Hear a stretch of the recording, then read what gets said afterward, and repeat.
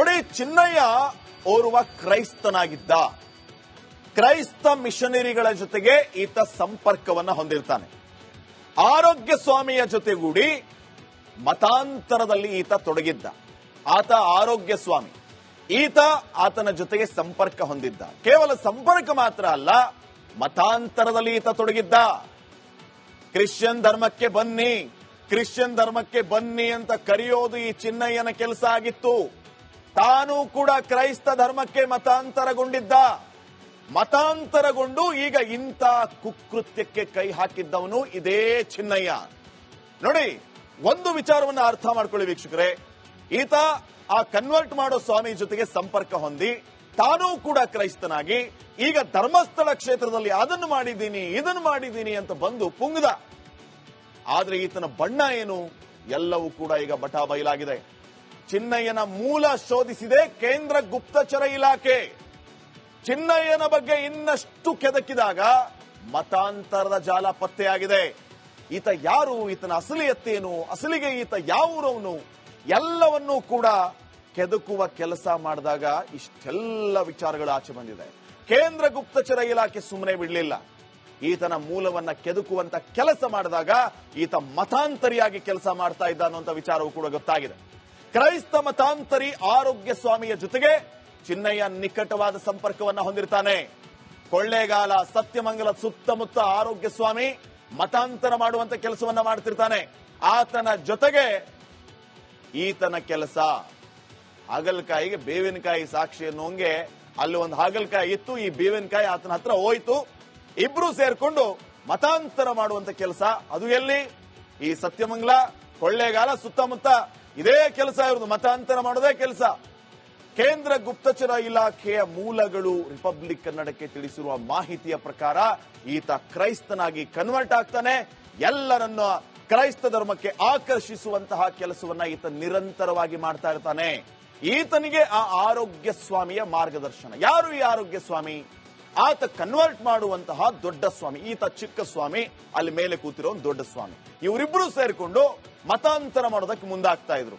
ಇಂಥವನು ಬಂದು ಧರ್ಮಸ್ಥಳಕ್ಕೆ ಮಾಡಿದ್ದೇನು ವೀಕ್ಷಕರೇ? ಈತನ ಬಣ್ಣ ಈಗ ಬಟಾ ಬಯಲಾಗಿದೆ. ಈತ ಮಾವೋವಾದಿ ಆಕ್ಟಿವಿಟೀಸ್ ಅಲ್ಲಿ ಭಾಗಿಯಾಗ್ತಾ ಇದ್ದ. ನಿಷೇಧಿತ ಉಗ್ರ ಸಂಘಟನೆ ಜೊತೆಗೆ ಈತನಿಗೆ ಸಂಪರ್ಕ ಇತ್ತು. LTT ಶಿಬಿರದಲ್ಲಿಯೇ ಈತ ವಾಸವಾಗಿದ್ದ. ಇನ್ನು ಏನ್ ಬೇಕು? ಏನು ವಿಚಾರಗಳು ಏನ್ ಬೇಕು ಈತನ ಬಗ್ಗೆ? ಎಲ್ಲ ಅಸಲಿ ಮುಖವಾಡ ಈಗ ಬಯಲಾಗಿದೆ. ಸತ್ಯ ಆಚೆ ಬಂದಿದೆ. ಇನ್ನೂ ಬಹಳ ವಿಚಾರಗಳಿದೆ ವೀಕ್ಷಕರೇ, ಹೇಳ್ತಾ ಹೋಗ್ತೀವಿ. ಬಹಳ ಮುಖ್ಯವಾಗಿ ನೋಡಿ, ಚಿನ್ನಯ್ಯ ಓರ್ವ ಕ್ರೈಸ್ತನಾಗಿದ್ದ. ಕ್ರೈಸ್ತ ಮಿಷನರಿಗಳ ಜೊತೆಗೆ ಈತ ಸಂಪರ್ಕವನ್ನ ಹೊಂದಿರ್ತಾನೆ. ಆರೋಗ್ಯ ಸ್ವಾಮಿಯ ಜೊತೆಗೂಡಿ ಮತಾಂತರದಲ್ಲಿ ಈತ ತೊಡಗಿದ್ದ. ಆತ ಆರೋಗ್ಯ ಸ್ವಾಮಿ. ಈತ ಆತನ ಜೊತೆಗೆ ಸಂಪರ್ಕ ಹೊಂದಿದ್ದ. ಕೇವಲ ಸಂಪರ್ಕ ಮಾತ್ರ ಅಲ್ಲ, ಮತಾಂತರದಲ್ಲಿ ಈತ ತೊಡಗಿದ್ದ. ಕ್ರಿಶ್ಚಿಯನ್ ಧರ್ಮಕ್ಕೆ ಬನ್ನಿ, ಕ್ರಿಶ್ಚಿಯನ್ ಧರ್ಮಕ್ಕೆ ಬನ್ನಿ ಅಂತ ಕರೆಯೋದು ಈ ಚಿನ್ನಯ್ಯನ ಕೆಲಸ ಆಗಿತ್ತು. ತಾನು ಕೂಡ ಕ್ರೈಸ್ತ ಧರ್ಮಕ್ಕೆ ಮತಾಂತರಗೊಂಡಿದ್ದ. ಮತಾಂತರಗೊಂಡು ಈಗ ಇಂಥ ಕುಕೃತ್ಯಕ್ಕೆ ಕೈ ಹಾಕಿದ್ದವನು ಇದೇ ಚಿನ್ನಯ್ಯ. ನೋಡಿ, ಒಂದು ವಿಚಾರವನ್ನ ಅರ್ಥ ಮಾಡ್ಕೊಳ್ಳಿ ವೀಕ್ಷಕರೇ. ಈತ ಆ ಕನ್ವರ್ಟ್ ಮಾಡೋ ಸ್ವಾಮಿ ಜೊತೆಗೆ ಸಂಪರ್ಕ ಹೊಂದಿ ತಾನೂ ಕೂಡ ಕ್ರೈಸ್ತನಾಗಿ ಈಗ ಧರ್ಮಸ್ಥಳ ಕ್ಷೇತ್ರದಲ್ಲಿ ಅದನ್ನು ಮಾಡಿದ್ದೀನಿ ಇದನ್ನು ಮಾಡಿದ್ದೀನಿ ಅಂತ ಬಂದು ಪುಂಗದ. ಆದ್ರೆ ಈತನ ಬಣ್ಣ ಏನು ಎಲ್ಲವೂ ಕೂಡ ಈಗ ಬಟಾ ಬಯಲಾಗಿದೆ. ಚಿನ್ನಯ್ಯನ ಮೂಲ ಶೋಧಿಸಿದೆ ಕೇಂದ್ರ ಗುಪ್ತಚರ ಇಲಾಖೆ. ಚಿನ್ನಯ್ಯನ ಬಗ್ಗೆ ಇನ್ನಷ್ಟು ಕೆದಕಿದಾಗ ಮತಾಂತರದ ಜಾಲ ಪತ್ತೆಯಾಗಿದೆ. ಈತ ಯಾರು, ಈತನ ಅಸಲಿಯತ್ತೇನು, ಅಸಲಿಗೆ ಈತ ಯಾವೂರವನು, ಎಲ್ಲವನ್ನೂ ಕೂಡ ಕೆದಕುವ ಕೆಲಸ ಮಾಡಿದಾಗ ಇಷ್ಟೆಲ್ಲ ವಿಚಾರಗಳು ಆಚೆ ಬಂದಿದೆ. ಕೇಂದ್ರ ಗುಪ್ತಚರ ಇಲಾಖೆ ಸುಮ್ಮನೆ ಬಿಡಲಿಲ್ಲ. ಈತನ ಮೂಲವನ್ನ ಕೆದಕುವಂತ ಕೆಲಸ ಮಾಡಿದಾಗ ಈತ ಮತಾಂತರಿಯಾಗಿ ಕೆಲಸ ಮಾಡ್ತಾ ಇದ್ದ ಅನ್ನುವಂಥ ವಿಚಾರವೂ ಕೂಡ ಗೊತ್ತಾಗಿದೆ. ಕ್ರೈಸ್ತ ಮತಾಂತರಿ ಆರೋಗ್ಯ ಸ್ವಾಮಿಯ ಜೊತೆಗೆ ಚಿನ್ನಯ್ಯ ನಿಕಟವಾದ ಸಂಪರ್ಕವನ್ನ ಹೊಂದಿರ್ತಾನೆ.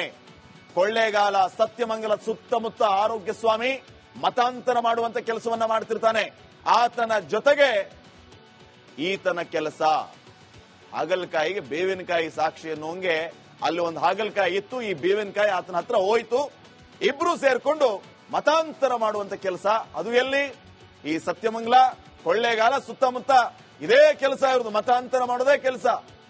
ಕೇಂದ್ರ ಗುಪ್ತಚರ ಇಲಾಖೆಯ ಮೂಲಗಳು ರಿಪಬ್ಲಿಕ್ ಕನ್ನಡಕ್ಕೆ ತಿಳಿಸಿರುವ ಮಾಹಿತಿಯ ಪ್ರಕಾರ ಈತ ಕ್ರೈಸ್ತನಾಗಿ ಕನ್ವರ್ಟ್ ಆಗ್ತಾನೆ. ಎಲ್ಲರನ್ನ ಕ್ರೈಸ್ತ ಧರ್ಮಕ್ಕೆ ಆಕರ್ಷಿಸುವಂತಹ ಕೆಲಸವನ್ನ ಈತ ನಿರಂತರವಾಗಿ ಮಾಡ್ತಾ ಇರ್ತಾನೆ. ಈತನಿಗೆ ಆ ಆರೋಗ್ಯ ಸ್ವಾಮಿಯ ಮಾರ್ಗದರ್ಶನ. ಯಾರು ಈ ಆರೋಗ್ಯ ಸ್ವಾಮಿ? ಆತ ಕನ್ವರ್ಟ್ ಮಾಡುವಂತಹ ದೊಡ್ಡ ಸ್ವಾಮಿ. ಈತ ಚಿಕ್ಕ ಸ್ವಾಮಿ, ಅಲ್ಲಿ ಮೇಲೆ ಕೂತಿರೋ ಒಂದು ದೊಡ್ಡ ಸ್ವಾಮಿ.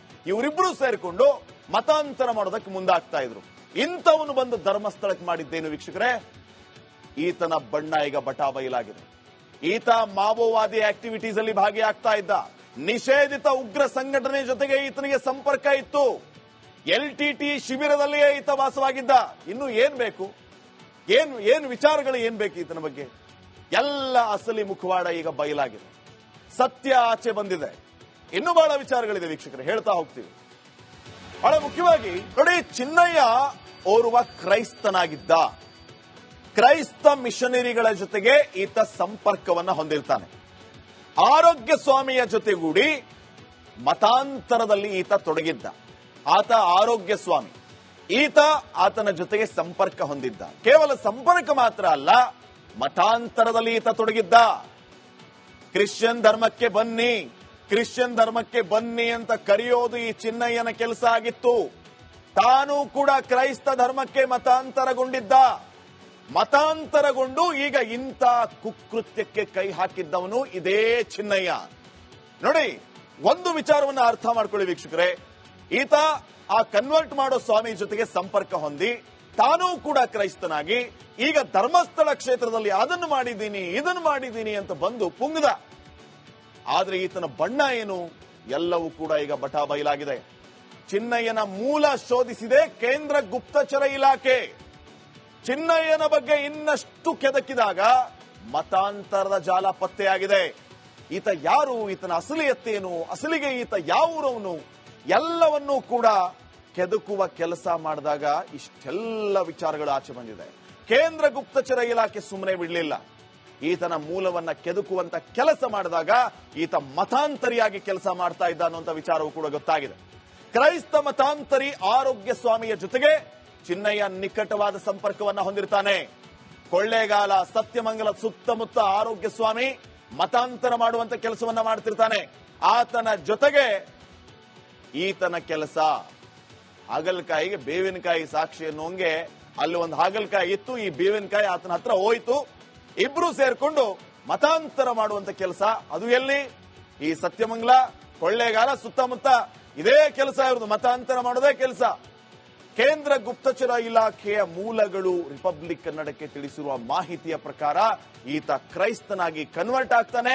ಎಲ್ಲರನ್ನ ಕ್ರೈಸ್ತ ಧರ್ಮಕ್ಕೆ ಆಕರ್ಷಿಸುವಂತಹ ಕೆಲಸವನ್ನ ಈತ ನಿರಂತರವಾಗಿ ಮಾಡ್ತಾ ಇರ್ತಾನೆ. ಈತನಿಗೆ ಆ ಆರೋಗ್ಯ ಸ್ವಾಮಿಯ ಮಾರ್ಗದರ್ಶನ. ಯಾರು ಈ ಆರೋಗ್ಯ ಸ್ವಾಮಿ? ಆತ ಕನ್ವರ್ಟ್ ಮಾಡುವಂತಹ ದೊಡ್ಡ ಸ್ವಾಮಿ. ಈತ ಚಿಕ್ಕ ಸ್ವಾಮಿ, ಅಲ್ಲಿ ಮೇಲೆ ಕೂತಿರೋ ಒಂದು ದೊಡ್ಡ ಸ್ವಾಮಿ. ಇವರಿಬ್ರು ಸೇರಿಕೊಂಡು ಮತಾಂತರ ಮಾಡೋದಕ್ಕೆ ಮುಂದಾಗ್ತಾ ಇದ್ರು. ಇಂಥವನು ಬಂದು ಧರ್ಮಸ್ಥಳಕ್ಕೆ ಮಾಡಿದ್ದೇನು ವೀಕ್ಷಕರೇ? ಈತನ ಬಣ್ಣ ಈಗ ಬಟಾ ಬಯಲಾಗಿದೆ. ಈತ ಮಾವೋವಾದಿ ಆಕ್ಟಿವಿಟೀಸ್ ಅಲ್ಲಿ ಭಾಗಿಯಾಗ್ತಾ ಇದ್ದ. ನಿಷೇಧಿತ ಉಗ್ರ ಸಂಘಟನೆ ಜೊತೆಗೆ ಈತನಿಗೆ ಸಂಪರ್ಕ ಇತ್ತು. LTT ಶಿಬಿರದಲ್ಲಿಯೇ ಈತ ವಾಸವಾಗಿದ್ದ. ಇನ್ನು ಏನ್ ಬೇಕು? ಏನು ವಿಚಾರಗಳು ಏನ್ ಬೇಕು ಈತನ ಬಗ್ಗೆ? ಎಲ್ಲ ಅಸಲಿ ಮುಖವಾಡ ಈಗ ಬಯಲಾಗಿದೆ. ಸತ್ಯ ಆಚೆ ಬಂದಿದೆ. ಇನ್ನೂ ಬಹಳ ವಿಚಾರಗಳಿದೆ ವೀಕ್ಷಕರೇ, ಹೇಳ್ತಾ ಹೋಗ್ತೀವಿ. ಬಹಳ ಮುಖ್ಯವಾಗಿ